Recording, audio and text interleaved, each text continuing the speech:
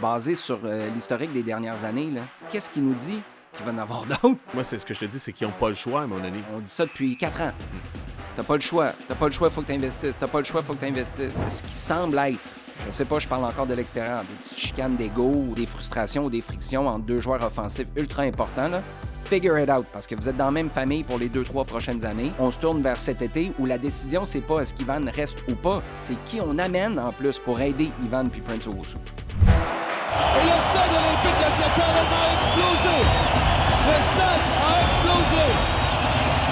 Au fond des filets. Dans l'eau de la boîte à pain.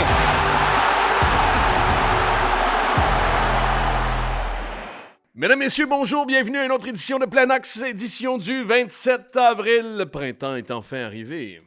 Frédéric Laure avec vous. T'as oublié ton nom? Olivier Brett est là mais avec je préfère toi aussi. Olivier Brett qui est devant moi, effectivement. Non, mais c'est parce que je suis... On en a parlé, puis ça a affecté la santé mentale de plusieurs. Je suis... le non-printemps, le no-show. En fait, la longueur de l'hiver, je sais pas. Est-ce que c'est la longueur de l'hiver ou l'absence de printemps? Probablement, la réponse est entre les deux. Mais le fait d'avoir enfin un printemps, ça me rend... C'est ce que j'allais te dire. Toi, tu étais sur la tribune de presse pour la description, mais moi, j'étais dans la tribune sud avec la famille samedi après-midi. Je te confirme que le printemps était là. J'ai mis de la crème solaire à peu près 6 fois. Magnifique après-midi au Stade Saputo. J'ai pas mis un coup de soleil en fin de semaine, c'est drôle. De la tribune... Un petit peu. Non, mais j'étais allé dehors aussi. On est sorti à la télé pour les séries aussi. On était à la grosse 60 pouces. La NBA? Des séries de l'NBA et du Canadien.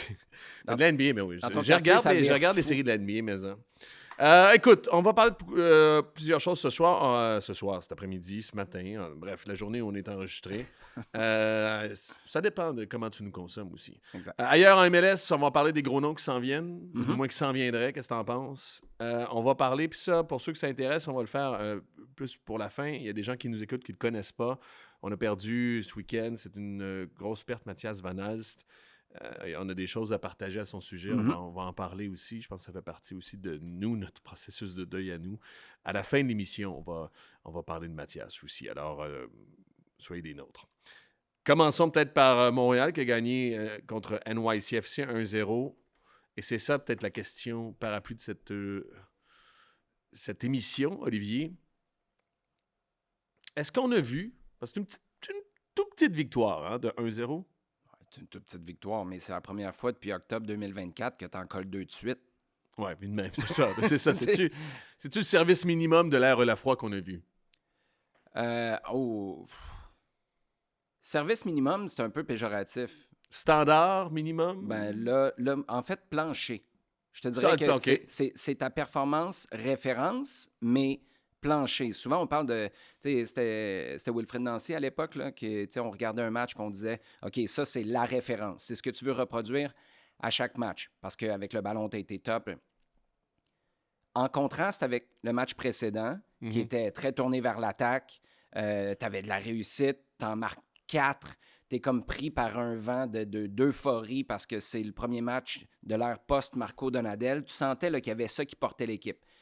C'est pas le même genre de vibe que j'ai senti du match en fin de semaine. J'ai senti plus une équipe en milieu de saison là, qui a une job à faire puis qui réussit à la faire. Avec des gars qui ont fait un méga dépassement de fonction.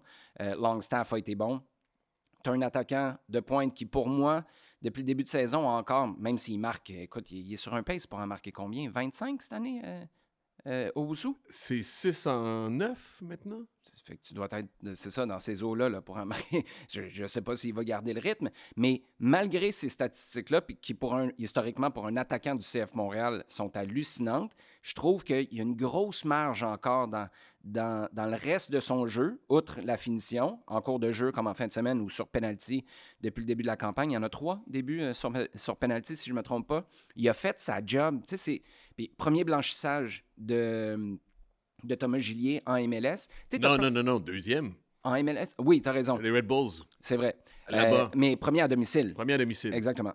Fait que là, tu te retrouves avec un paquet de cases que tu as cochées qui sont dans le vert. Mais est-ce que tu es dans le tapis, puis c'est exactement ce que tu veux refaire ou revivre match après match? Non, parce que tu as eu un coup de dur. Mais ce coup de dur-là, c'est ça la satisfaction du match, c'est d'être passé à travers puis de ne pas t'être écroulé. Hey, tu t'es écroulé 2 fois quand tu avais un homme en plus au début de la saison. Là, Ça, oui. Ça a été un peu mieux. Qu'est-ce que tu faisais? Je ne suis pas écroulé, mais c'est New York qui a fait le gros du jeu, par contre. Oui, je sais, mais quand le gars est sorti. Mais New York... Mais ils n'ont pas encaissé. Mais New York, c'est une bonne équipe. Oui. C'est une équipe qui va mal, mais c'est une bonne équipe. Puis le CF Montréal reste encore mentalement... Tu restes fragile. Là. Tu l'as pas oublié, ton début de saison, même si Marco Donadel est parti. Peut-être que je ne veux pas te faire une jambette, OK? Mais je veux qu'on ait une certaine honnêteté intellectuelle. Mm-hmm. Ça n'a pas été un match très divertissant. Je ne sais pas comment tu l'as vécu des estrades. Je te dis, c'est le plancher. Si tu compares à Philly... Parce que ici même, on avait dit Philly, c'était de la... non, t'es 4 coches au-dessus de Philadelphie. OK. Je voulais juste vérifier. Ça jouait quand même au ballon. C'était quand même une équipe que tu voyais sur le terrain, contrairement à Philly où tu as vu... Ne serait-ce que le fait que tu reconduis la même équipe, tu sais qui joue où. C'était pas du garochage de ballon n'importe où en avant. Maintenant, est-ce que c'était le match que tu as fait face au premier match de Philippe Lafroy? Non, c'est pas ce match-là face aux Red Bulls. Mais pour moi, il n'y a pas photo. Là. C'est pas du tout le même genre de... Puis Philadelphie, c'était une équipe pourrie.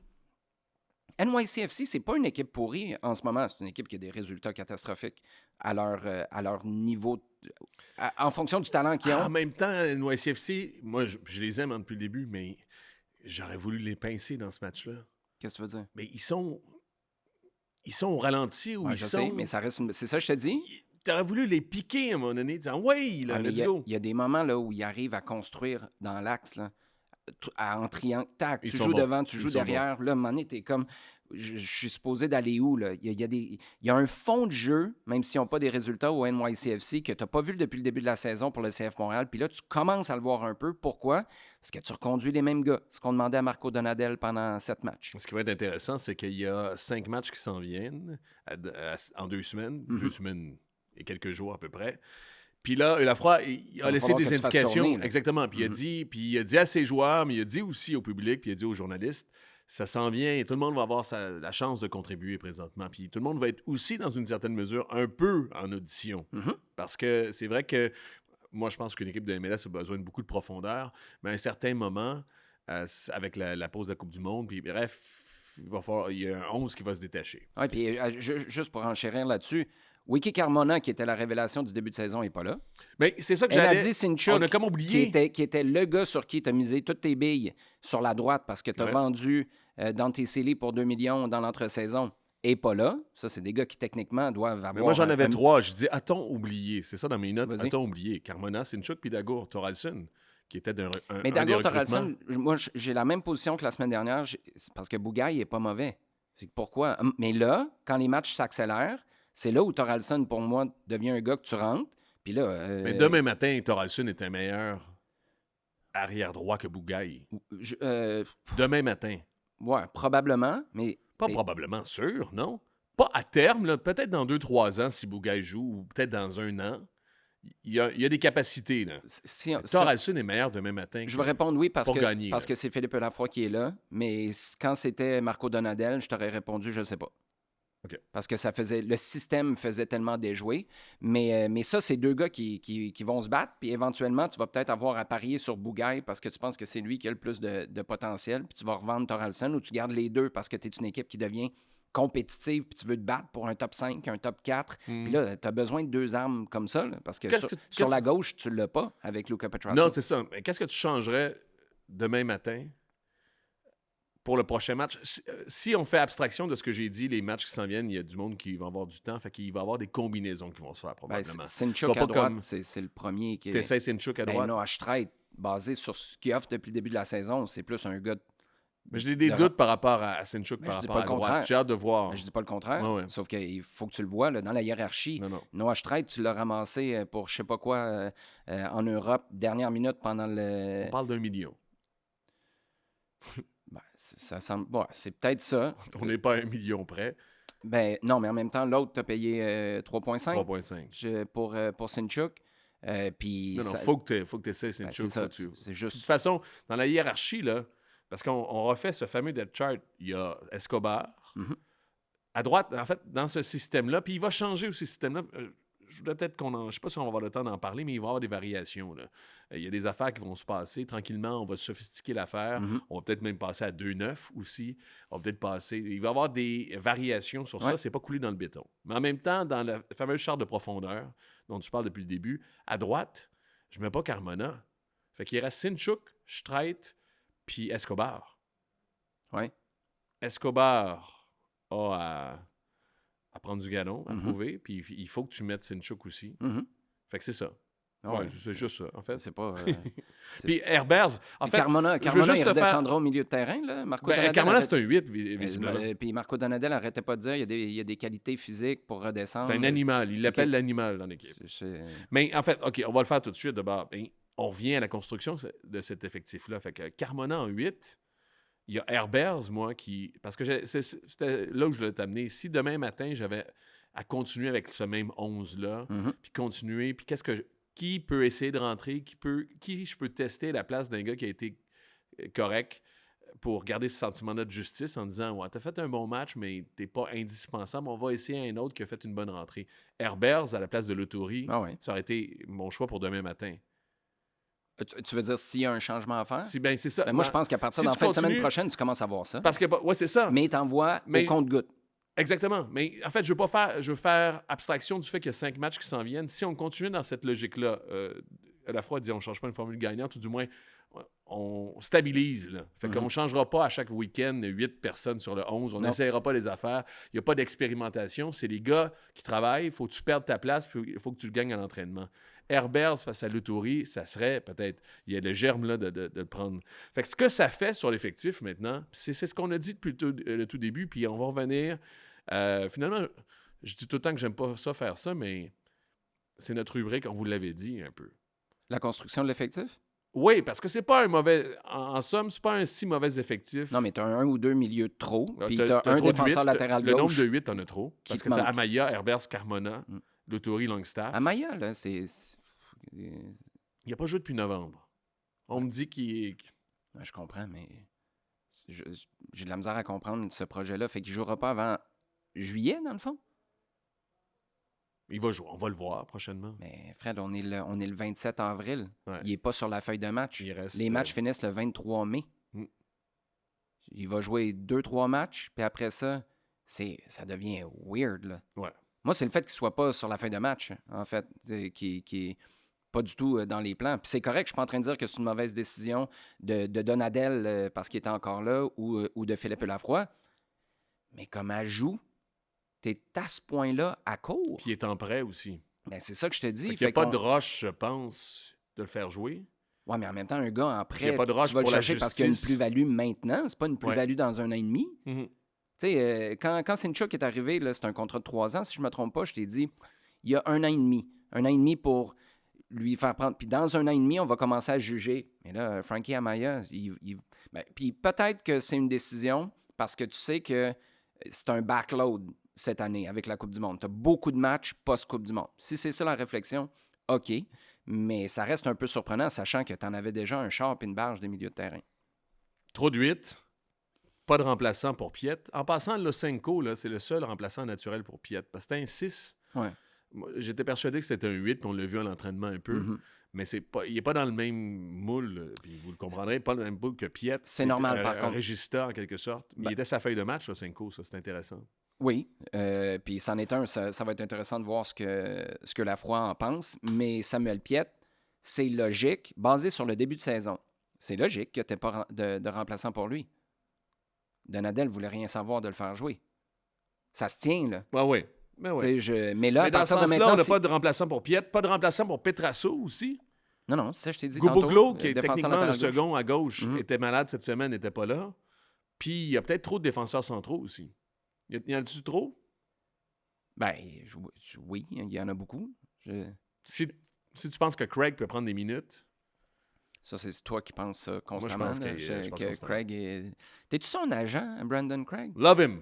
Je décide de l'apprécier. Non, mais il y a des gros je veux juste revenir problèmes, Craig, mais il y a des grosses qualités à ballon-pied, OK? Je veux juste revenir ce que tu disais tantôt là, avec les matchs qui se bousculent. OK? Tu joues à Atlanta samedi prochain. En milieu de semaine, c'est le championnat canadien face au Blizzard de Calgary. Après ça, tu joues contre Orlando le samedi. Tu joues contre Portland. Ça, c'est à domicile contre Orlando. Tu joues à domicile encore sur semaine le mercredi face à Portland. Puis tu rejoues à domicile face à Chicago. Ça se bouscule pas à peu près. T'sais, mais le seul vraiment tough là-dedans, c'est Chicago. L'autre, tout le monde est à la portée du CF Montréal présentement. Oui, à la portée. Mais tu t'en vas à Atlanta. Attends, je veux juste dire que pour moi, là où tu as un impératif de commencer à faire tourner, puis un impératif que ces gars-là soient bons, te démontrent quelque chose, tu vas me dire, c'est pas difficile d'établir les standards quand tu es un club MLS. Là. Ça ne devrait pas l'être. C'est face au Blizzard de Calgary. Là. C'est là, pour moi, où tu as l'obligation de commencer à donner du temps à du monde. Parce que si tu réussis... Est-ce que tu fais des changements tout de suite en fin de semaine? Tu es Philippe Lafroy, là. Tu sais que tu es en train de jouer ton poste aussi. Tu as plus de chance en faisant tourner. Est-ce que faire tourner un peu, ne serait-ce que deux positions? Okay? Non, tiens, 3. 3 changements, on va y aller au top là, de ce que Jim Curtin nous a toujours dit. 2,5. Bon, fait qu'on... 2 ou 3, tu ferais quoi? Over-under. Moi, j'en fais... Tu me poses la question ou tu veux... Non, fini. Non, mais je te dis, si t'es Philippe Lafroy, ta priorité, c'est quoi? C'est de mobiliser le groupe ou tu te dis un autre. Parce qu'à partir du moment où tu gagnes ce match-là en fin de semaine, là, le narratif, là, ça commence à être, guys, donnez-y. Là. En termes de résultats, tu colles 3 victoires de suite. Puis donnez-y. Puis tu t'en allais nulle part. Tu étais une équipe catastrophique. Non, moi, je pense pas. Hein? Non. Moi, je pense que tu as jusqu'à la Coupe du Monde, puis on fera le bilan à ce moment-là. Je sais que tu as jusqu'à la Coupe du Monde. Mais est-ce que ça fait boule de neige? Moi, non. Moi, je pense que dans la vie du groupe, puis je pense que Philippe Lafroy en est conscient, t'arrives pas avec 6 joueurs qui n'ont pas joué depuis 3 semaines. Face au Blizzard de Calgary? Non. Face au Blizzard de Calgary? Hey, t'as un problème, là. Non, je sais que t'as un problème. Tu dois... Mais oui, non. Tu t'assures... Moi, je pense que t'en fais 2 changements. OK, qui?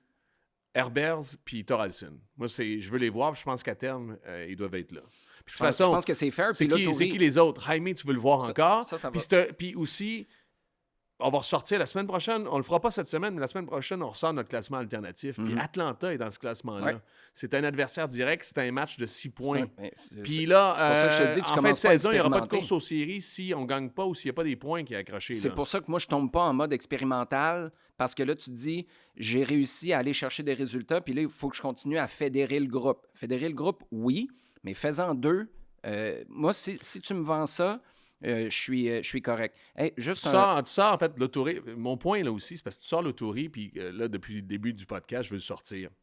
Je pense qu'il a besoin d'un peu de repos, ou du moins. Ouais, puis de toute façon, mais c'est un Canadien. C'est un Canadien. Tu en as besoin. Qui joue le championnat canadien. Puis de toute façon, il va revenir. La stabilité. C'est ça, ça va être ça le défi, c'est dans cette rotation-là, c'est de garder une stabilité dans tout ça. Gouboglo, joue-tu le championnat canadien? Oui, parce que Petrasso, à un moment donné, il va pomper l'huile. Lui, tu l'amènes de nulle part, puis c'est pas lui qui... Tu le fais rentrer, peut-être. Mais non, mais tu vas tous les amener nulle part. Qui tu vas amener nulle part?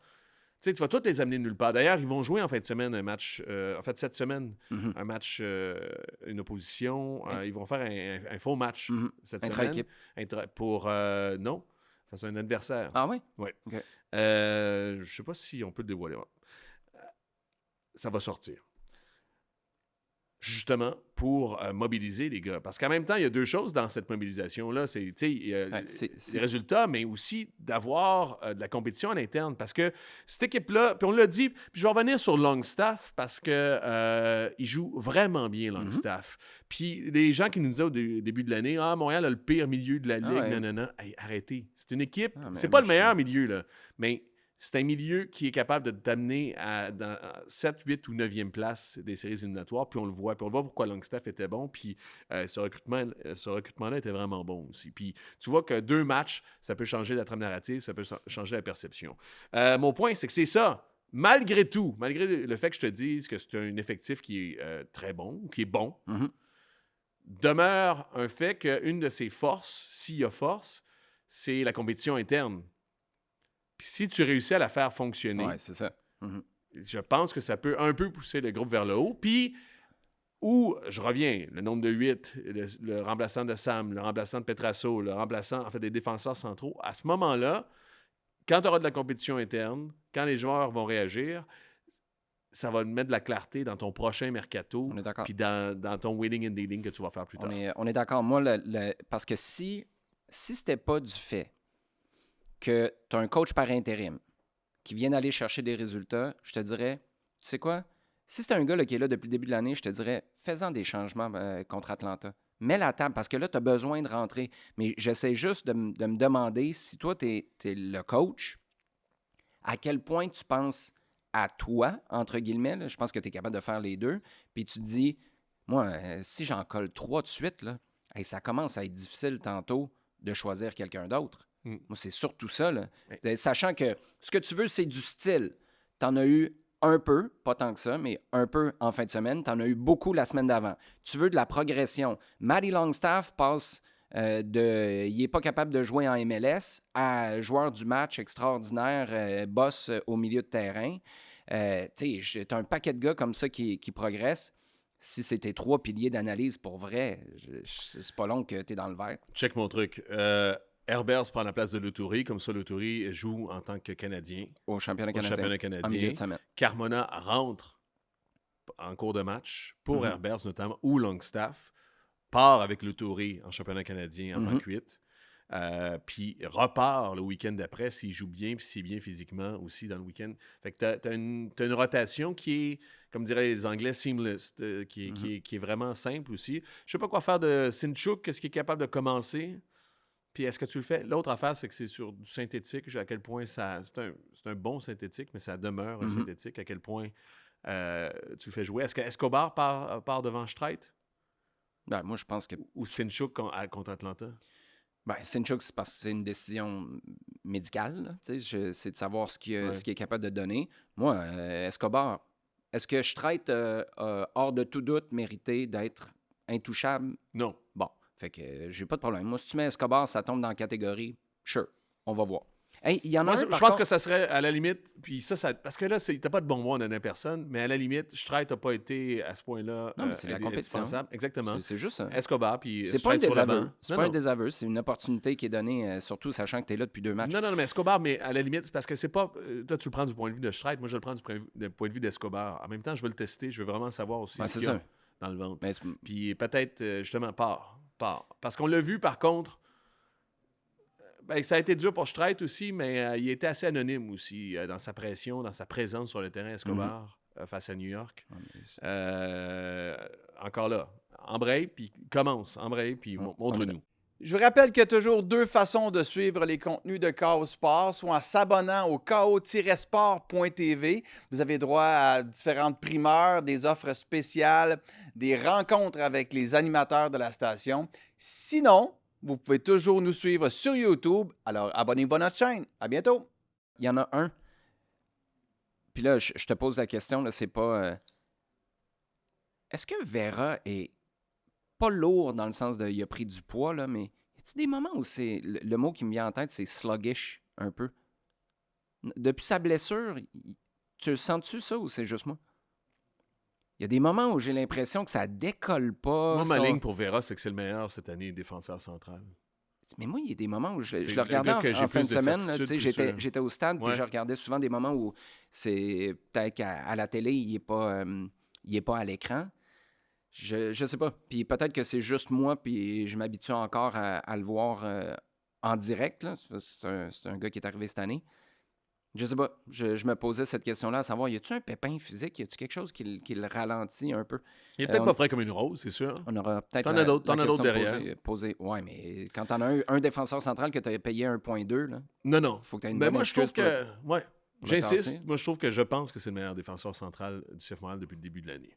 D'ailleurs, juste en passant, avant de passer au l'autre gros sujet, tu as mentionné au début du podcast Owusu. L'an passé, on a fait c'était pas des blagues, mais on l'a considéré comme joueur défensif de l'année. Il n'est pas là cette année. Non. Puis c'est pas juste son jeu défensif. Il y a quelque chose avec Owusu qui...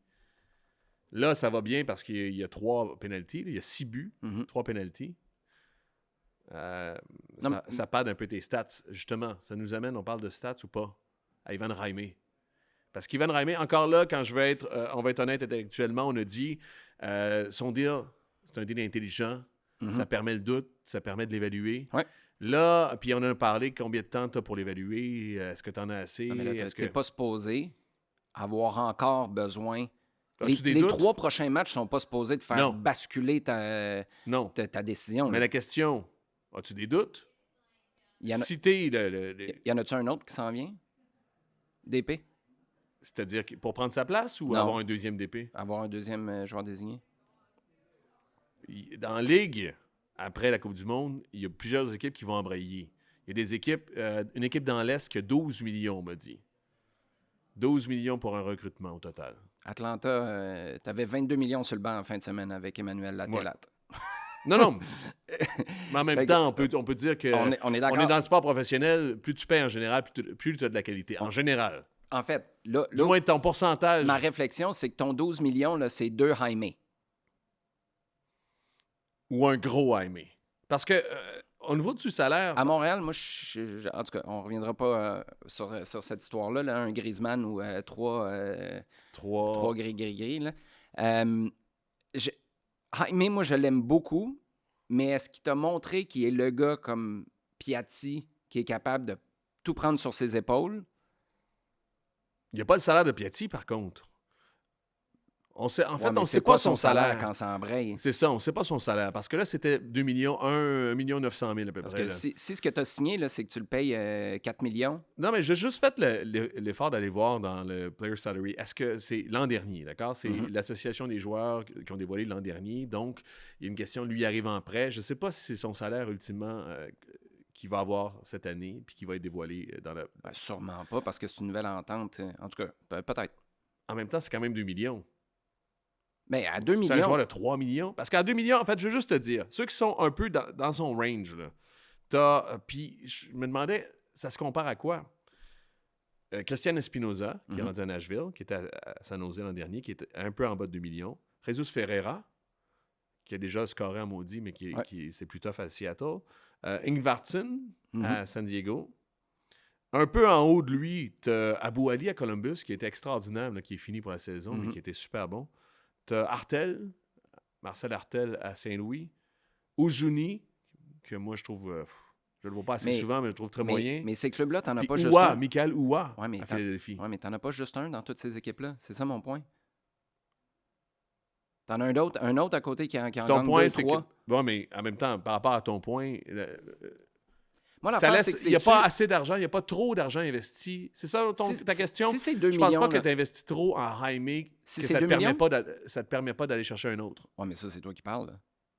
Là, cet été, là, ça veut dire que cet été, tu vas en claquer. Ça dépend. Si c'est un move à l'interne, tu ramasses un joueur, tu lui fais signer un nouveau contrat, puis ça ne te coûte pas en argent sonnant. Mais toi, tu vois le CF Montréal claquer un 8 millions cet été, 5,5 ou un 10 millions cet été. 3 millions supplémentaires. Sur quelqu'un d'autre. Si c'est ça, oui. moi, OK, ben en même temps, Jaime, tu le gardes. Je comprends, mais là, c'est parce que là, on spécule vraiment. Parce qu'en même temps, demain, si tu regardes de l'extérieur... C'est là-dessus qu'il faut que tu prennes ta décision. Non, mais si tu veux avoir... oui, je sais, mais si tu veux gagner, on revient à la lettre, ben, t'es une des 3 équipes qui en a un joueur désigné. C'est ça mon point. Puis moi, si tu me dis que tu vas juste en avoir un pour les 2 prochaines années, est-ce que Jaime, c'est ton gars? Honnêtement, je le sais pas. Puis ça, c'est combiné au fait que Prince Owusu, en ce moment, tu as mis beaucoup de billes là aussi sur le dossier Prince Owusu. Parfait. Il se comporte aussi, puis je le comprends, comme un gars qui est le alpha en attaque. Ça, j'ai hâte de voir le jour où on confirme Jaime, ça fait quoi. Mais au-delà de finir, puis au-delà de marquer les pénaltys que j'ai jamais marqué dans ma vie en passant, là, fait que je vais pas, c'est pas ramasser à terre, ces stats-là. Mais je pense que tu restes un peu à court. C'est pour ça que je te dis, tu vas-tu en signer un autre? Si tu as l'intention dans la prochaine année d'aller chercher un autre joueur désigné, Ivan Jaime, go, fais-le, puis va chercher un gars complémentaire. Ce sera peut-être un gars à droite, ce sera peut-être un gars en 10. Par rapport à ce que tu penses, parce que c'est ça mon point aussi. C'est pour ça que je t'ai fait des comparables. Il y en a combien? Tu parles d'un gros joueur désigné qui va prendre tout sur ses épaules. Dans ceux que je t'ai nommés, je t'en ai nommé 7, il n'y en a pas un qui prend ça sur ses épaules. Mais ils sont pas dans tout seuls. ce range de salaire-là... Mais ils sont pas tout seuls dans leur équipe. Non, exactement. Mais c'est ça mon point. Mais c'est ça mon point aussi. Dans ce range-là où tu as raison. Mais si tu prends pas Jaime, il va falloir que tu aies payé justement 12 millions en transfert pour un gars tu vas payer 5 millions par année. Mais quand Lucas Saputo est venu dans l'avant-match contre Philadelphie à RDS, moi, je lui ai demandé, est-ce que la décision est prise? Si c'est pris ou pas pris, c'était quoi les critères ou c'est quoi qui vous reste? Puis c'est lui qui a souligné, puis je le comprends, dans une certaine mesure, l'importance des statistiques. C'est là où je me suis dit, moi aussi, j'aurais kické des canisses en étant débarqué à 56e minute par Donadel à Cincinnati si je suis jugé sur mes stats à un moment où je sors. Mais... En même temps, c'est stats aussi. On parle des penalties. Là. Je regardais Dreyer, il y a 5 buts cette année. Mm-hmm. Parce que j'ai essayé de faire des comparables. Dreyer, 5 buts cette année, 2 sur penalty. Mm-hmm. Sans ça, il y a 3 buts. Rémi, il n'est pas loin. Là. Il a touché les barres transversales. Non, Thomas Müller a 4 ça. buts, 2 buts sur penalty. Timo Werner, à San Jose, on triple dessus. Là. 2 buts sur 4 sur penalty. Mais pas juste ça, il y en a un des 3. Evander, 2 buts sur penalty cette année. Il y en a un des 3 de Wusu que c'est Jaime qui a gagné à Chicago. Ouais. Je veux dire, ça compte comme une passe décisive. Là où je veux en venir, là, c'est que si les statistiques font foi de tout, puis ce que tu veux, c'est un joueur désigné qui pèse sur toutes les feuilles de match, peut-être que c'est là où tu dis, Luka, coupe tes pertes, puis mets 10 millions sur quelqu'un d'autre. Si c'est comme ça que tu conçois les choses. Moi, je pense que... Laisse-moi juste finir là-dessus. Moi, je pense que tu es mieux de dire oui sur Ivan Jaime parce que je trouve qu'il y a quelque chose d'excitant. J'étais là au stade. Là. Quand il prend le ballon, c'était pas parfait, là, puis il fait des erreurs, puis il a encore à polir son jeu. Mais il y a un X-factor que les autres n'ont pas, puis qu'on n'a pas vu depuis longtemps. Sinchuk est le seul qui se rapprocherait potentiellement un peu de ça. Mais non, mais il est loin. Non, mais tu as misé sur ce potentiel-là. Alors que pour l'autre, tu paries plus sur des certitudes, qui ne sont pas totales, là, mais des certitudes quand même. Tu as Jaime, puis tu vas chercher un autre gars, un 10 ou un ailier droit, en fonction de ce que le prochain coach, puis on ne sait pas c'est qui ça, va vouloir aussi, ou ce que toi, tu veux mettre sur le terrain. Si c'est pour s'en aller dans cette direction-là, puis finalement en avoir un deuxième joueur désigné offensif, moi, go, on y va. À ce moment-là, il n'y en a pas de doute sur Ivan Jaime. Premièrement, Lucas Saputo et l'état-major sont, à ce moment-ci, sont au point où eux, ce qu'ils veulent mettre sur le terrain. Je pense que leur défi, justement, c'est d'avoir un entraîneur qui est capable de faire fonctionner ce que eux vont vouloir mettre sur le terrain. Mais c'est un U-turn. On peut-tu juste souligner que c'est un U-turn? Il y a 6 mois, c'était pas ça? Ça, ce serait important quand même. Puis c'est correct. Je pense que justement, dans le problème, il y a 6 mois, c'est qu'on a voulu être entre deux chaises. Puis c'est en même temps, c'est l'équilibre à trouver dans n'importe quel club. Tu as un entraîneur, tu peux pas avoir l'entraîneur parfait. Mais on n'a pas voulu être entre deux chaises. On est revenu à ce qu'on faisait avant, qui marchait pas, qui était la collégialité. Puis moi, je reviens toujours, à tous les fois qu'on revient avec ça, un chameau, c'est un cheval dessiné en comité.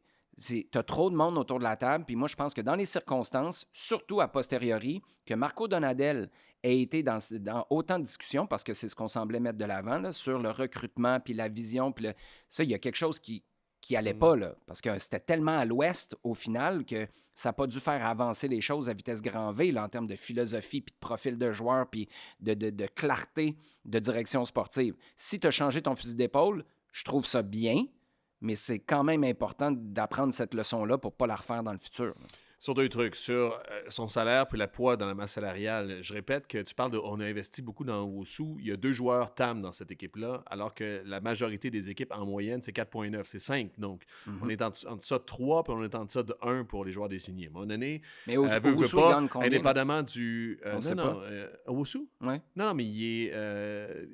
Prends Cincinnati, qui en avait 10, là, des joueurs TAM. À un moment donné, t'en as juste 2 aussi. Non, je sais, mais s'il fait 1,4 million, là. Oui, puis il y en a plein d'autres dans d'autres équipes qui font ça aussi. Mais c'est ça mon point. Je pensais de m'obstiner avec toi. Non, mais mon point, c'est qu'il va en avoir... En fait, s'il n'y en a pas d'autres, il faut qu'il y en ait d'autres. Ouais, je sais, mais moi, ce que je suis en train de dire, c'est que, basé sur l'historique des dernières années, là, je suis d'accord avec toi, mais qu'est-ce qui nous dit qu'il va en avoir d'autres. Écoute, il n'y en a jamais d'autres. Moi, c'est ce que je te dis, c'est qu'ils n'ont pas le choix à un moment donné. On dit ça depuis 4 ans. T'as pas le choix. T'as pas le choix, il faut que tu investisses. T'as pas le choix, il faut que tu investisses. Même depuis 2022. Puis ce qu'on nous a dit, c'est qu'après 2022, ça a été réinvesti. Moi, j'ai peut-être raté 1 ou 2 épisodes, là, au feeling, là, les 15 millions-ish qui sont rentrés, qui sont peut-être en paiement différé, je comprends, mais t'investis pas assez. Parce que sinon, Fred, là, moi, je soulèverais pas la question. Je dirais, signe en bas de la feuille tout de suite pour Ivan Jaime, puis envoie un message clair à ton marché que cet été, tu vas bouger puis tu vas ajouter encore plus de qualité à ton effectif. Ce qui veut dire qu'un an out, 1 an après ta lettre, tu as un joueur désigné offensif, tu as bonifié le contrat de Prince Owusu pour qu'il ne se magasine pas quelque chose en Bundesliga 2 ou ailleurs en MLS. Tu es allé chercher... ou tu t'en vas chercher un gars qui est performant à droite ou comme milieu offensif. Bref, tu es en train d'avancer puis d'investir plus. Moi, je pense que... Mais la raison pour laquelle je suis... Qui se magasine. Qu'est-ce que tu veux dire? Il est sous contrat pour quelques années. Qui se magasine. Ils feront un frais de transfert. Oui, mais c'est ça mon point, mais tu vas faire plus d'argent. Tu n'es pas en train de cheaper comme tu l'as fait avec Rudy Camacho ou Mathieu Choignard. C'est pas, on va prendre un peu d'argent, on va l'envoyer gagner une MLS Cup à Columbus, puis nous autres, on va essayer de se débrouiller avec Joel Waterman, qui est au final, là, on a le luxe de savoir que ça n'a pas fonctionné, cette histoire-là. Mais mon point, c'est qu'on ne devrait pas en ce moment être en train de se poser la question, est-ce que oui, est-ce que non? Parce qu'on ne sait pas si on met cet argent-là, on en a d'autres pour investir davantage dans l'effectif, ce qui, 1 an après la lettre, devrait être une évidence. Puis peut-être que ça l'est à l'interne. Puis si c'est le cas, chapeau. Mais pour moi, c'est pas évident qu'ils vont claquer plus de millions que les 5,5. Mais qu'est-ce qui rendrait ça évident pour toi qu'ils le disent? Qu'ils le disent. En ce moment, là, pourquoi on est peut-être en train de négocier avec Ivan Jaime. On dit peut-être, on t'avait promis 3 millions, on va te donner 2,2 basé sur ta contribution. Puis là... non, tu peux pas faire ça. Tu le négocies à la baisse? Dans quel esprit? Sérieusement, Fred, on est où là, depuis 15 ans, toi puis moi? Je suis pas en train de dire que ça se passe encore comme ça, mais il y en a eu des moves qui se sont faits à l'envers, pas à peu près, là. Assurément, mais... Non. C'est parce qu'on est sur 2 niveaux. Oui. Dans le sens que si tu fais ça, l'analyste en moi dit c'est n'importe quoi.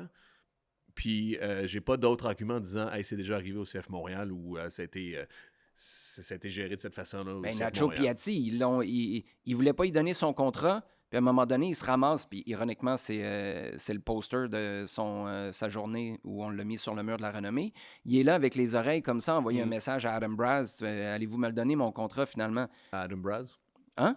Adam Braz? C'était pas en tout cas, peu importe. Là, on va dire le club. Toute la gang qui était là à l'époque, qui avait parié sur tu vas pas avoir un rendement qui va faire monter ton pouvoir de négociation, tu vas avoir un rendement qui va le faire baisser. Un peu comme on avait fait avec Daniel Lovitz. Puis Daniel Lovitz, il est où? Il est parti, puis il est un gars super, super solide que tu aurais pris au fil des ans. Là où je veux en venir, c'est que si tu veux envoyer un message, puis là, je suis rendu là dans ma réflexion par rapport à Ivan Jaime, tu l'annonces, tu confirmes qu'il devient un joueur à part entière, tu envoies aussi, by the way, un message à Prince Owusu. Là, ce qui semble être, puis je sais pas, je parle encore de l'extérieur, des petites chicanes d'ego ou des frustrations ou des frictions entre 2 joueurs offensifs ultra importants, là. Figure it out, parce que vous êtes dans la même famille pour les 2-3 prochaines années. Puis go, on se tourne vers cet été où la décision, c'est pas est-ce qu'Ivan reste ou pas, c'est qui on amène en plus pour aider Ivan puis Prince Owusu. Il est premier, Ivan Jaime dans le dernier match. En fait, il est premier dans les passes clés pour le CF Montréal en passant, parce qu'on parle des stats, là. Premier au dernier match, premier tir cadré, premier dans les sprints au dernier match, c'est lui qui en a fait le plus. 5e pour la distance derrière les 8, le Touri Longstaff, puis les 2 latéraux, Bougaï et Petrasso. C'est lui qui a la plus haute pointe de vitesse, devant Bougaï, entre autres. Premier dans les duels aériens, ça ne vaut pas grand-chose, là, mais bref, c'est des stats du dernier match. Puis c'est lui qui est allé chercher le carton rouge par 2 fois aussi, qui a fait tilter Taven Gray, qui en avait un peu plein les bottines. C'est quoi ce tac-là? Quel nono? Qu'est-ce que tu fais? T'es encore dans le coup, en plus. Là. C'est vraiment... C'est un tacle par en arrière. Non, mais je l'ai dit dans le broadcast 1000 fois. Puis si je suis l'entraîneur, mon gars... Tu tiltes.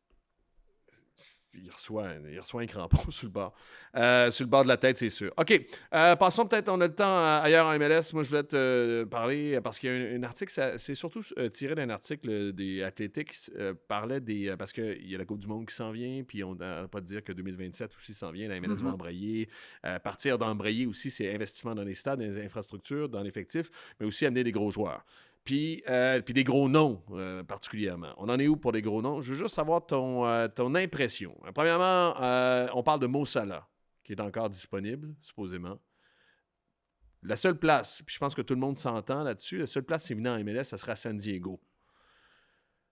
Il donne un high five à Chucky Lozano dans le cadre de pas? Non, Lozano est encore pogné là. Hey, bravo San Diego, d'ailleurs, d'avoir des principes assez forts pour dire, même si ça va mal, Chucky. 7 millions, mon gars. Tu joueras jamais. Mikey Varas, c'est en fin de semaine qu'il a dit ça ou la semaine dernière? No chance. Il s'est fait demander, là, ça se pourrait-tu qu'il revienne? No chance. C'est fou. D'ailleurs, puis rendu là, il va peut-être falloir qu'il le rachète. Parce qu'en même temps, il n'y a pas personne qui en a voulu en prêt ou il n'a pas voulu transférer. Lui, il s'est assis sur son divan, s'est assis sur ses 7 millions. Puis il a dit, San Diego, j'ai toujours voulu vivre ici. Non, mais on vous l'a dit, puis moi, on est allé à San Diego, puis on en a parlé amplement, puis il y a plusieurs personnes qui étaient prêtes à en parler, plus ou moins anonymement, mais qui disaient non, ce gars-là, il ne reviendra plus jamais, puis il est chez eux, puis il est content d'être chez eux, puis il pense qu'il va rester avec l'équipe nationale, malgré tout, il s'entraîne sur son divan, puis il est bien content. Insigné, c'était peut-être pas aussi catégorique, mais Insigné n'était pas supposé revenir, là. Ouais. Ça s'est chicané au camp d'entraînement, il n'était pas dans le 11, il était pas sur la feuille de match. Puis quand ça s'est mis à mal aller à Toronto, ils ont fait quoi? Ouais, Lorenzo, finalement, samedi après-midi, tu fais quoi?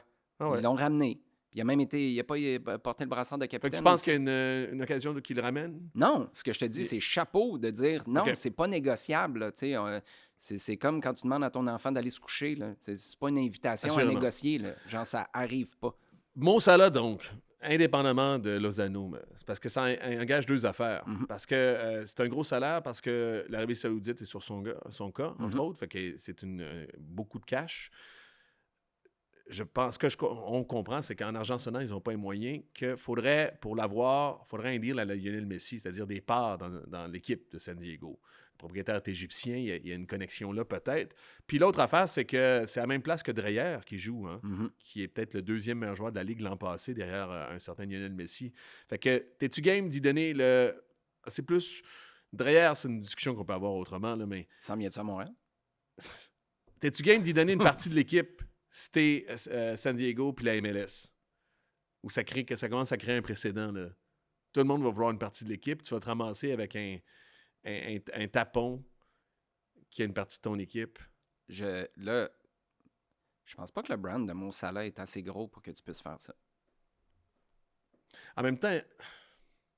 Puis c'est quoi? En fait, c'est quoi? C'est quoi ta projection? Dans 10 ans, la MLS continue à grimper. Dans 10 ans, la MLS, es-tu plus d'argent puis es-tu encore plus attractive aussi? Es-tu capable de dépenser justement pour ces gars-là puis d'être dans le marché puis compétitionner contre des grosses cylindrées, peut-être pas anglaises, mais... Mais t'es pas obligé de te positionner comme ça. Non? T'es obligé de te positionner pour des... tu sais, Mo Salah, puis j'ai beaucoup, beaucoup d'admiration pour sa carrière, puis ce serait un ajout extraordinaire, mais quand tu commences à donner...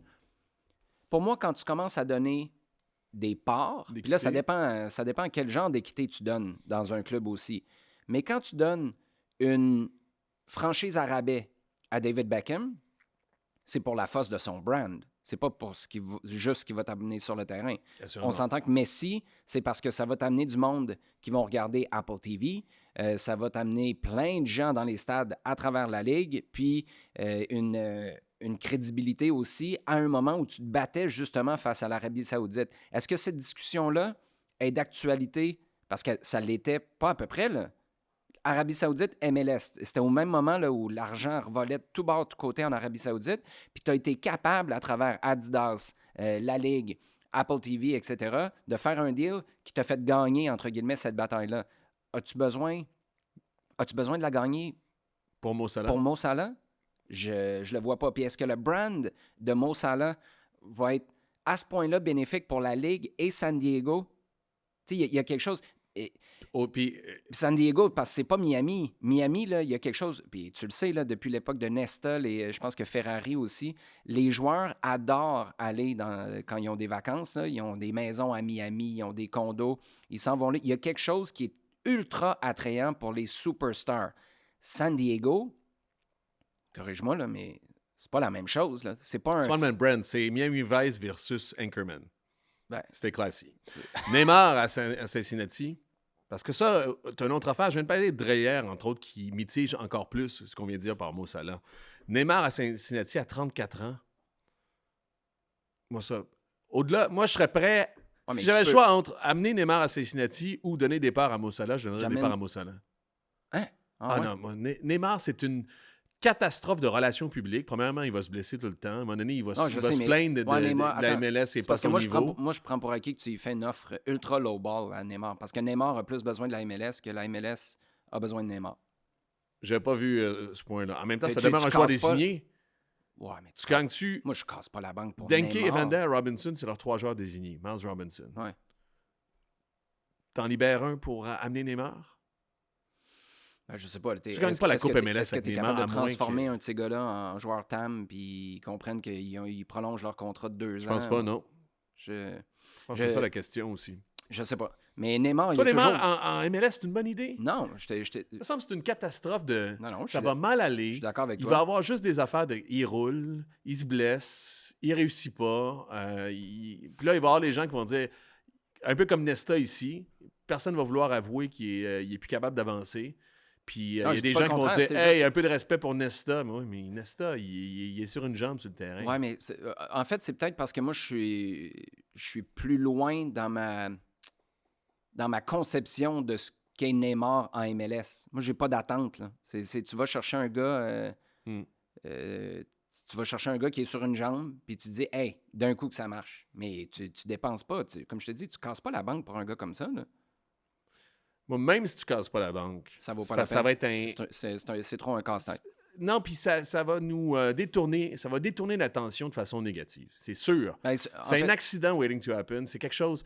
Les gens vont se demander comment ça, il est plus bon, il est-tu bon, il est pas bon, allez le voir. Okay, mais... En même temps, ça fait 10 ans sur ses réseaux sociaux qu'il parle du fait qu'il aimerait beaucoup, beaucoup habiter en Ohio. Fait que ça, c'est peut-être une occasion. Il tripe sur les Bengals aussi. Parce qu'il paraît que c'est un gros fan de Joe Burrow. Qu'est-ce qu'il y a en Ohio? Puis c'est une question sérieuse que je te pose. Qu'est-ce qu'il y a en Ohio qui fait que les pelouses à Cincinnati et Columbus sont aussi belles que ça? Y a-tu un sacré stade avec une irrigation? C'est-tu juste le fait que ce soit des nouveaux stades? Ben, je pense que la température est bonne aussi. Oui, mais c'est hors concours, là. T'as d'autres places où la température, je sais pas. Non, mais l'irrigation du stade, la température est quand même, à ce moment-ci de l'année, ça fait un moment qu'ils ont eu leur printemps, eux. Oui, mais écoute, il y a d'autres places dans la ligue aussi, plus au sud, où moi, si j'avais été le gars du marketing chez Scott's, là, j'aurais pas dit je veux mettre mon nom sur ce stade-là. Ils l'ont fait à Columbus, puis c'est un bon mot. Non, en tout cas, question de soleil. Écoute, je suis pas un expert de pelouse. C'est plate. Lewandowski va pas à Chicago. Hey, c'est pas plate. Lewandowski... C'est une vraie observation. Là. Non, c'est pas plate. C'est pas plate du tout, mais c'est... moi, je peux pas. Je suis pas un expert de pelouse. Bon, c'est tout à fait pas plate du tout, mais bravo Cincinnati, bravo Columbus. 100%. Même les deux choses qui reviennent, c'est premièrement le stade dans ma tête. Stade. Oui, non. Puis stade top, là. Quand même. Ce sont deux des beaux stades. J'ai pas non, mais c'est des stades similaires aussi. C'est vraiment avec des belles variations. T'as Steve, l'architecte, qui a ramassé non, mais c'est un préfab, je pense, qu'il a amené. Il a amené ça sur un truck. Tu mets ça un flatbed. Tu sais que mon grand-père a déjà déménagé le chalet qu'on avait quand on était jeune. Un petit chalet, là, mais... de Barrault en Abitibi à Sept-Îles, genre? Ou, Non. De là à là? Saint-Damas. Oh, jusqu'où? Saint-Damas. Du lac Trois-Saumons au petit lac qu'on avait. OK, salut Florent pour ça. On va finir là-dessus parce que je vais parler de Mathias Van Ness. Lewandowski ne va pas à Chicago. Ça aussi, c'est une bonne affaire, je trouve, parce qu'ils ont Kuipers. Puis là, tu rentres dans la gorge un peu Lewandowski. Lewandowski, ça va où? Moi, je le veux, justement. Il y a 38 ans, par contre, Lewandowski. Moi, je le veux dans la ligue. Ouais. Ça va, c'est facile. Vas-y. Si tu vas pas là, tu vas où? Tu vas pas à Chicago? Tu viens de les voir. Tu vas à New York? NYCFC? Ben oui. Puis pour ouvrir le stade l'an prochain, tu as Lewandowski. En fait, c'est ça que j'allais dire. À 39 ans, là, par contre. Parce que c'est un gars qui... Mon premier réflexe, c'est NYCFC. T'es Lewandowski, tu veux pas jouer sur un terrain de balle. Là. Non, mais ils ont un nouveau stade, là, ça va bien. Oui, mais c'est ça que tu y vends. Là. Tu y vends en 2027. Tu dis, joue à l'arrêt-court pour cette année. Puis après ça, tu reprendras ta position. Là. De toute façon, il va sortir de la Coupe du Monde. Il n'est pas à la Coupe du Monde, mais il viendra faire il y a des 2-3 panels pendant les quarts de finale. Là. Apparition avec Zlatan. Grodzielanek, c'était-tu polonais, ça? C'est une bonne question. Probablement. Vas-y ça de même. De la façon dont sa position au bâton, c'est probablement polonais. Te rappelles-tu, en tout cas? Tu iras voir sur YouTube, Mark Grodzielanek, position au bâton. OK, on a quelques minutes, là, à peu près 10-15. On prendra le temps que ça prendra. On a perdu, en fait, semaine... Si tu penses que c'est sur 1 heure, le cadran a été reseté en passant. On a fait du temps de plus au-delà des... Oui, mais ils disent, rajoute 10 minutes. Oh, ben, tu vois, j'avais pas lu T'as pas celui-là. Oui, je l'ai. T'as raison, mais j'ai pas lu. Parlez-vous française? Moi, je passe mon temps à dire à ma fille, lis les questions d'examen comme il faut, de tests comme il faut, là, puis lis-les 2 fois. Mais tu vois, moi, je suis même pas capable de lire les indications qui nous ont été... Dans l'ère du courriel, c'est pas facile de lire au complet aussi. T'as raison. Bon. Mathias, ouais. OK, on a perdu Mathias. On voulait en parler aussi, puis on voulait honorer sa mémoire. Les dons, on l'a bien connu. Voulais-tu commencer? Tu avais des choses... Ben, en fait, je te dirais que la première, parce qu'on est allé, écoute, je veux pas parler pour toi, mais je vais parler pour nous. On est allé le voir samedi matin. Je pense que c'est quelque chose qui était... chapeau et lui et sa mère que... Excuse-moi, je t'interromps. Non, attends. Je vais le faire à la... Non, mais c'est parce que pour ces Mathias, on va se faire une Carlsberg, peut-être. Sure. Recommence, là, pour qu'on fasse un... On est allé chez lui. Fait qu'on est allé... Puis non, mais je voulais juste dire, parce que c'est une réflexion qui est de manière générale, humaine. Dans mon cas, moi, j'ai raté beaucoup d'occasions d'échanger avec des gens qui sont décédés dans mon entourage dans les 2 ou 3 dernières années. Puis tu tombes dans cette confusion-là, ce qu'ils veulent être tout seuls, tranquilles, voir personne, être avec leur garde très, très rapprochée. Je faisais pas partie de cette garde-là dans le cas de Mathias. Puis ça a été très, très clair que samedi, si on avait envie d'aller le voir puis d'aller lui dire au revoir, on était les bienvenus. Puis j'apprécie beaucoup, beaucoup, particulièrement sa mère là, qui a fait le relais d'information pour tout ça. Mais moi, ce qui m'a touché, c'est d'arriver au stade. J'étais là avec ma fille, j'étais là avec ma femme comme supporter, puis de voir, parce que ça s'est fait dernière minute, là, Mathias a mis un message sur les médias sociaux le samedi matin. Il y a des gens qui le savaient peut-être, là, mais dans le grand public, c'est pas tous les supporters qui étaient au courant que c'était la fin en fin de semaine. Juste de voir qu'on a fait des banderoles. C'est le collectif et le 1642, si je ne me trompe pas, qui ont fait des banderoles. Je me mets à la place de Mathias, c'est la chose qui m'aurait fait le plus chaud au cœur. C'est un gars qui est là, puis c'est peut-être le côté un peu méconnu de Mathias. Depuis 2002, il fait des comptes rendus de cette équipe-là. Depuis 2002. Prenez 2 secondes, là, puis regardez la quantité de gens qui ont dit « Ça y est, moi, je décroche ». Puis prenez la raison que vous voulez là, au cours des 10, 15, 20, 30 dernières années. Moi, c'est fini, je décroche. Puis tu en as eu des raisons de décrocher, de te désintéresser, de devenir cynique, de perdre ton objectivité. Puis Mathias n'est jamais tombé là-dedans. Est-ce que ça veut dire qu'il n'y a pas d'opinion puis il ne trouvait pas qu'il y avait des affaires qui étaient extraordinaires ou tout croche? Non, mais il est resté là, écoute, contre vents et marées, puis de voir que son nom était dans les estrades au stade, je pense que c'est le plus beau cadeau qu'on ne pouvait pas y faire. Il aimait le sport, hein? Au-delà du... Puis il a été fidèle au club, mais c'était beaucoup par rapport au sport. Moi, je me suis rendu compte aussi, je vais commencer en parlant de moi. C'est la seule chose que je sais faire. Je me rends compte que je suis vieux, hein? Parce qu'il n'y a pas grand monde... je pense que Mathias, c'était celui qui... Tu viens de parler de 2002, mais en tant que professionnel, il était là depuis plus longtemps aussi. Il a vu passer, comme moi, on a vu passer les Martin Smith, on a vu passer les Randy Phillips. Il y a peut-être Jérémy Filosa, mais qui est plus ou moins sur le beat maintenant aussi, qui était peut-être là. Mais Mathias et moi, probablement qu'on est les 2 plus anciens de cette galerie de presse-là, qui est assez jeune aussi. Tu parlais de gens qui sont renouvelés. C'est un facteur professionnel, mais il y a un facteur aussi de résultat puis de rapport au club aussi. T'sais.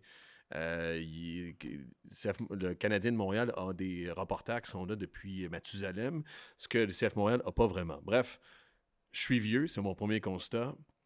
Moi, ce que je voudrais surtout souligner aussi, c'est ça, puis ça rejoint un peu ce que tu as dit, mais en d'autres mots, c'est-à-dire c'est sa rigueur puis son professionnalisme, tu sais. Parce que, puis on l'a vu à d'autres personnes dernièrement aussi, ce qui est important pour les gens, c'est la personnalité, tout ça. Je pense qu'au-delà de Mathias, ce qui, moi, le côté extraordinaire de Mathias, c'était une magnifique personne, mais c'est son travail. Et c'est la valeur qu'il accordait au travail. Pour lui, son joyau, je pense, personnel, c'était son travail, uniquement son travail. Il n'y avait pas de concession là-dessus. Il y avait une certaine même orthodoxie par rapport à ça. Intransigeant en tabarouette. Une certaine intransigeance. En ce sens-là, tu avais cette expression-là, c'est un journaliste ultra. C'est un gars qui vient justement des groupes de supporters. C'est un gars qui faisait ça sans concession. Moi, je me rappelle, au début aussi de ma pratique, on s'accompagnait et aussi on lui passait des choses, tu sais. Ou des contrats, puis je disais, hey, veux-tu faire ça? Fais ça vite aussi. Il y a des trucs que tu botches un peu. Mathias, c'était ensemble vide quand tu disais botch ça. C'était impossible que quand on lui offrait un travail ou quand on lui donnait un travail à faire, qu'il le fasse à moitié ou qu'il le fasse sur le coin de la table pour juste ramasser le chèque. Mathias avait une intransigeance face à son travail, puis en 2026 particulièrement, où tout va vite, puis où les gens décident d'aller vite aussi, puis coupent les coins ronds, Mathias était à l'opposé de tout ça, puis il y a un côté que, et pour toujours, il aura mon admiration, puis un côté extraordinaire à ce qu'il a fait. Malgré encore cette année, il faisait des comptes rendus de match, je le dis depuis 2002, c'est une tonne d'archives extraordinaires qui a fait ça, puis il a fait ça bénévole en tout ce temps-là, mais il prenait même bénévolement, quand il décidait de faire quelque chose, il prenait tout son temps. C'est pour ça que cette somme d'archives-là n'a pas de prix pour le CF Montréal et pour ses partisans particulièrement. Puis l'autre affaire que je voulais dire aussi, les gens ne le savent peut-être pas, puis je ne sais pas à quel point c'est important, mais je voulais le dire, c'était assurément dans ma vie professionnelle une pierre blanche. On s'est connus à CIBL. J'avais une émission qui s'appelait « À bout de souffle », qui était un peu à mon image, échevelée, qui parlait de sport, mais de façon aussi explosée. J'avais trouvé le rédacteur en chef de Québec Soccer, je l'avais invité. Puis c'est la première fois, tu sais, je dis souvent que je suis... En fait, j'ai souvent dit que j'étais un immigré du sport, en quelque sorte. Et bien, c'était un immigrant canadien qui m'a montré vraiment les racines profondes de ce sport-là. Ma première vraie discussion de soccer, je l'ai eue probablement avec Mathias Fanaz, personnel, mais aussi professionnel. C'est un amoureux, c'est un vulgarisateur hors pair. Puis, si je fais fast-forward de tout ça... à Radio-Canada, je pense que je l'avais en partie amené, puis je l'avais aussi pistonné là-bas. En fait, je dis ça, puis c'est son talent qui l'a fait rentrer. J'ai pas eu grand-chose à faire, hein. Mais on a fait un match ensemble, puis il me l'a rappelé samedi. Puis je me rappelais pas, j'ai une très mauvaise mémoire, mais on a fait un match contre Atlanta, ce qu'il me dit. On a fait ça sur le web. C'est un de mes premiers que j'ai fait en description. Puis c'est pas seulement grâce à ce match-là, pas nécessairement... grâce à Mathias, mais que j'ai fait avec Mathias, que j'ai la carrière, si on peut appeler ça une carrière, que je travaille dans le domaine depuis ça maintenant 17 ans aussi, que je suis payé pour faire ça depuis 17 ans. Tu sais. Fait que pour ça, pour m'avoir sur ce chemin-là, pour avoir partagé ce bout de chemin-là ensemble, j'en serais éternellement reconnaissant. Puis avoir tous les gens qui parlaient de lui, l'influence qu'il a eue. Tu sais, il était surpris qu'on le remercie. Il n'a pas eu le bras long. Mais juste en étant, puis je reviens sur la valeur travail, ce petit bijou qui nous offrait constamment, sans concession, ce travail d'orfèvrerie, ou du moins de bijoutier. Justement, ça a été précieux et ça a porté des gens. Sans qu'il ait poussé, juste faire la marche à côté de cette lumière-là, ça nous a permis d'éclairer encore plus notre chemin. Je te parlais cette semaine que, je te disais, pour moi, puis tu l'as évoqué tantôt, pour moi, puis dans le sens le plus positif du terme, là, parce que dans l'historique du club à Montréal, là, ça peut devenir une étiquette péjorative, c'est pas du tout le cas. Pour moi, c'est un journaliste dans une mentalité d'ultra, puis c'est en raison de l'intransigeance des principes. Puis il n'a jamais attaqué personne. Mais, tu sais, les ultras puis le collectif, on s'en est parlé. Je pense pas qu'on en a parlé ici à l'émission, mais garder cette rigueur-là puis cette intransigeance-là, c'est usant. C'est difficile avec le temps. Puis à un moment donné, ça peut te frustrer, puis tu peux dire, tu sais quoi, I'm out. Puis moi, j'ai une théorie là-dessus, là, puis je suis peut-être complètement à l'ouest, mais je trouve que les groupes de supporters comme les Ultras, le collectif, souvent la moyenne d'âge reste la même parce qu'à 40, 42 ans, c'est souvent des plus jeunes. Cette énergie-là, tu trouves ça difficile de continuer à l'investir là-dedans dans un environnement qui peut malheureusement être souvent négatif, sombre, cynique. Mais Mathias, il a été capable de continuer à garder le cap, à rester objectif, intransigeant, comme je te disais, dans son travail, mais objectif, puis comme pas déroger, mais pas jeter la serviette non plus. Hey, il y a combien de temps il aurait pu dire, là, quelqu'un d'autre prenait ça, là? Le micro des gars dans les estrades, là, moi, j'ai mis 9 saisons là-dedans. Y a-tu quelqu'un d'autre qui le veut? Puis il l'a jamais fait. Mais c'est pour ça que je te dis que la galerie de presse est jeune. En fait, elle s'est renouvelée. C'est exactement ça. Ah ouais. Parce que les gens sont passés, puis le seul phare dans la nuit, dans tout ça, je parle de lumière, c'est Mathias qui a été là. Puis en sens, je voyais sur Twitter ce week-end, il y a des gens qui disaient faut l'honorer, il faut trouver une façon de l'honorer. Moi, je pense, j'aimerais que sa place où il était assis ces dernières physiquement, années, là, physiquement son siège, je verrais une plaque, genre. Parce qu'il sera, je te parle de phare, là, il sera toujours là.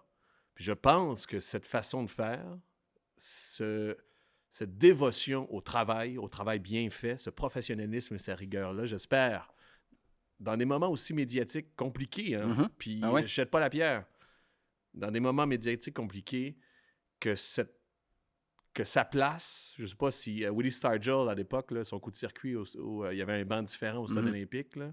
Je ne sais pas si c'est la couleur du banc qui va changer, je ne sais pas si c'est une plaque devant lui, Mathias was here, ou je ne sais pas, mais sa place, pour toujours, tu pourras t'asseoir là si tu veux, si tu arrives avec l'Inter Miami, tu t'assoiras là, mais que sa place à l'extérieur, parce que c'est jamais à l'intérieur, bon an, mal an, tempête ou pas, quand je te parle de phare, il était là.